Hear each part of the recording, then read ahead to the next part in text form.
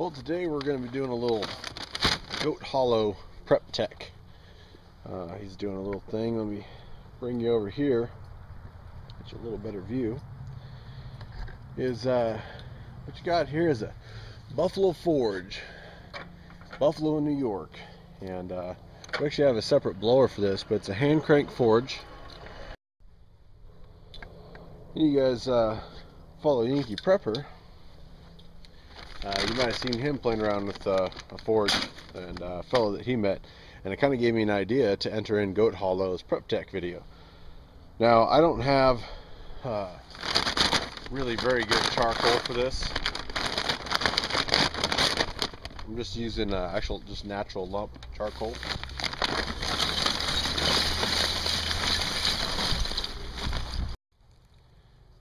Well, we're going to let these start up a little bit, and then we're going to bury them with a little bit more coal, and it'll take a little while. Alright, tools for today. I have safety glasses, slightly tinted, fellow welding gloves. I got the big mother hammer. I got a wire brush. I have a pair of forge tongs, and I don't have an anvil here. It's one thing I'm going to be looking for. So right now we're going to be using a thick-walled tube that I have lodged in there. Hopefully it won't bounce around too much. There's a cut in that log, and it's kind of wedged into there. So we'll see. But what we're going to be doing today is taking a couple different railroad spikes. Two different ones, probably from different years, probably different steel. And we're going to see if we can turn these into some knives. That's the plan. Well, the coals are starting to take off. I added a little bit more to the top. I'm just going to let the steel warm up. I want to preface this video with I'm no expert. I've done some research. I've played around with this thing a little bit in the past, but it's been quite a few years. And it just takes a little bit of turning. Just get some oxygen in there. I do have them on top of the coals. A few coals piled on there, but we're going to let those heat up a little bit. And working with two at the same time kind of allows you to bring one out, work on it while the other one stays hot, do what you need to do, put it in there. It's just a more efficient way if you're working with multiple things at once. Again, I'm not an expert, but you know, these are some of the things I've found that have worked. This guy has not been touched in quite a few years. Since when I was in high school I played with it. If I get a chance, I'll show you some of the you know, old prep tech stuff we got around here, but it's quite a collection. And the nice thing of living on the east side of the mountains is things mostly get just a decent patina on them. You don't get the rust through that you get on the west side. So this thing's been sitting out for as long as it's been alive.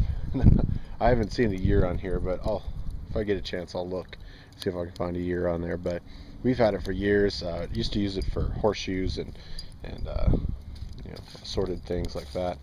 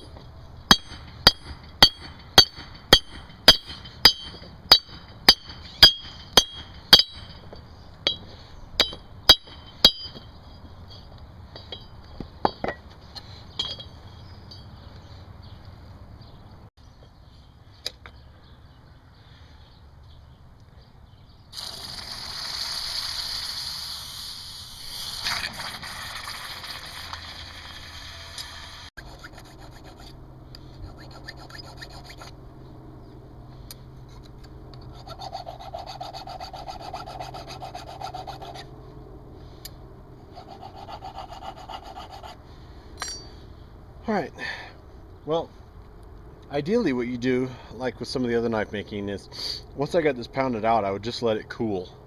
From what I've read, then it's going to be a softer metal, easier to work with. You would heat it back up, quench it, and then what we're going to do is called tempering.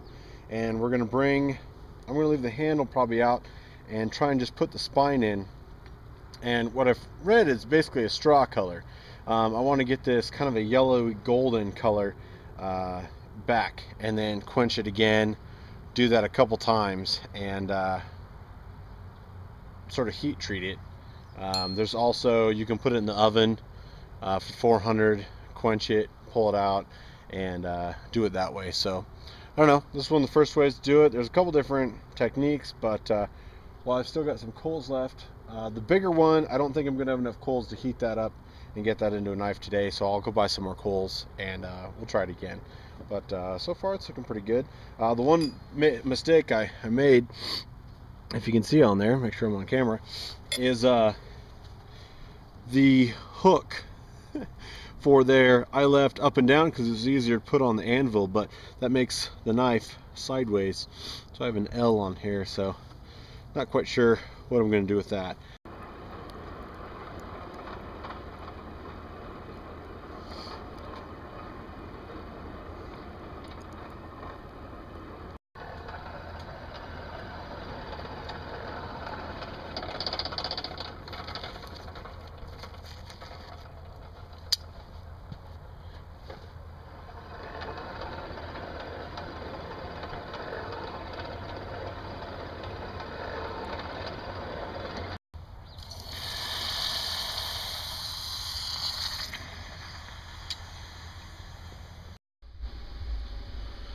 Well, got it cleaned up a little bit. It's dark out, so I came in here. It's a little polished. Gonna give you a close-up here. Still got some work to do. I wasn't sure if I wanted to round out that belly. I've got kind of a chiseled tip, but you know, it works. It's sharp. It'll cut paper and stuff. It's almost a convex grind right now. I don't have a real sharp you know, Scandi edge or anything on there right now from using the sandpaper. One mistake I did make is, I think I might have mentioned already, is the pommel here. I meant to have vertical, and as I was pounding it, it was easier to leave it like this on the edge as I pounded it. Well, the problem was, now that makes my knife have an L. It's not a huge deal. I can only actually get about 3 fingers on here, so I leave my pinky on the round pommel, which works pretty good. We'll put it to some tests or whatever, but that's my entry into Goathollow. This is only the second knife I've ever made on the forge like that, and I might have skipped some steps, or you know, any of you knife makers out there, feel free to give me some advice. I do have some motor oil I could have used for quenching, but you know, these aren't going to be mass produced or anything. This is just kind of fooling around and getting an idea of practice. I could not find my smaller, what I call the Thor hammer, that I used to keep in my pickup, so I was limited to that larger one, which was too big for what I needed it, really. But yeah, it was fun. For the competition, you know, it's for prep tech.